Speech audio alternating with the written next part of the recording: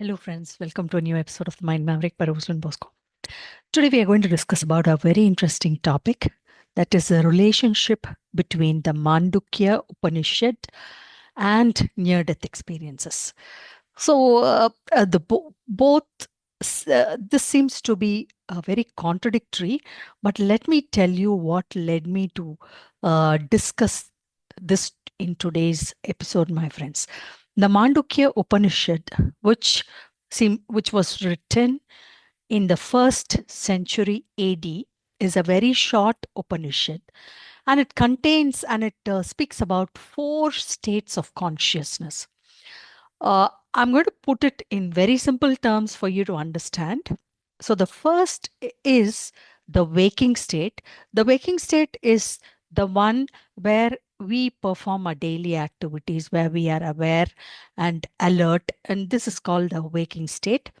The second state is the dream state. The dream state is where when we are asleep and we have dreams and visions and so many different experiences in our dreams. The third one is deep sleep, where where we completely go into very deep sleep and we are not even aware of having any dreams. So the Mandukya Upanishad states that the fourth stage of consciousness is called Duriyam or Turiya. So, what does Turiya mean? Only a very few people can attain the stage of Duriya according to this Mandukya Upanishad. And what is this actually? So, this Turiya is a state of oneness with the cosmic, whole cosmology.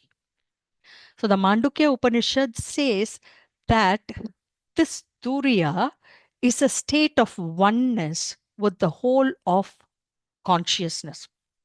So, just like we hear a comparison between a drop of water in the ocean, just like you cannot separate a drop of water from the ocean, here the soul becomes completely merged with the divine, with and is not able to see any difference between the divine and its individuated self. This has been this has been mentioned in the first century AD in the Mandukya Upanishad, my dear friends. So see how interesting this is. And this is the kind of oneness consciousness which is experienced by many near-death experiencers.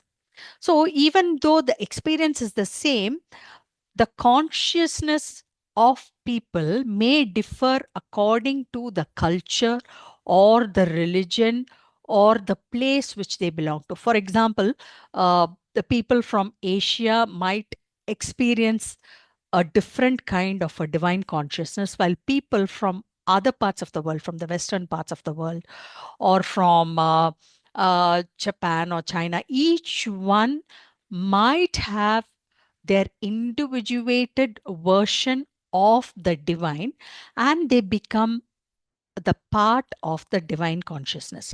So, this is reported by 99.9% of the near death experiencers who say that they have the feeling, they feel unconditional love, and then they become one with the whole uh, divinity, and they're not able to separate themselves from the divine, and they feel unconditional forgiveness.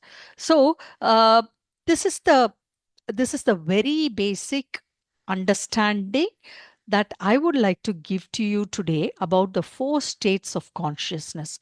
And it seems that after death, people reach this state of consciousness. Now, how do we know about people who have died and what happens after they die? See, these near-death experiences come back to tell us about their experiences, and that is how we know about all their experiences after death. And from their own testimonies, we hear that they become a part of the divine consciousness and they don't want to return. Most of them don't want to. Uh, Vast majority of them, they don't want to return back to their human selves. So I hope I made myself very clear on this comparison between the state, that is the fourth state of consciousness that the Mandukya Upanishad has to say, with the experiences of the near-death experiences, my friends. I hope you found this topic interesting and intriguing as well. Thank you for listening to me read my books on Amazon. Highlights of A Course in Miracles, God as Our Backs, The Brimstone Fallacy, and Co-Create with Your Universe, and subscribe to me on YouTube. And this is Rosalind Bosco, the Mind Maverick, signing off. Thank you.